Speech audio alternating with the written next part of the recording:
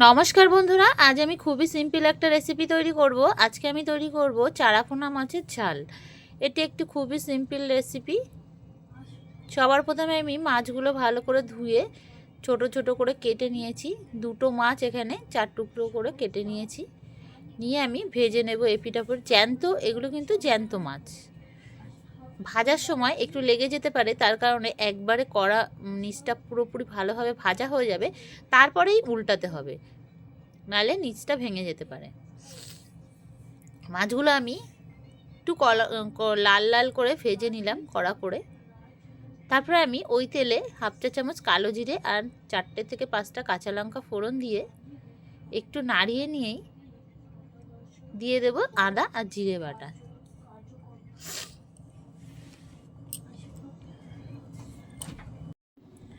আদা জিরে বাটা দিয়ে 2 মিনিট পর্যন্ত নাড়াচাড়া করে কষিয়ে এবার আমি দিয়ে দেব স্বাদ মতো নুন, আর দিয়ে দেব হলুদ, আর একটু সামান্য পরিমাণে 1/2 চা চামচেরও কম দিয়ে দেব কালারের জন্য লঙ্কার গুঁড়ো, কারণ এখানে আমি কাঁচা লঙ্কা ব্যবহার করেছি সামান্য কালারের জন্যে। এবার আমি মশলাটা পুরো কষিয়ে তেল ছেড়ে এসছে, দিয়ে দেব জল। জল দিয়ে 4 মিনিট 5 মিনিট মতো ফুটে আসলে দিয়ে দেব মাছগুলো দিয়ে আরও 2 মিনিট ফুটিয়ে দিয়ে দেব ধনেপাতা কুচি।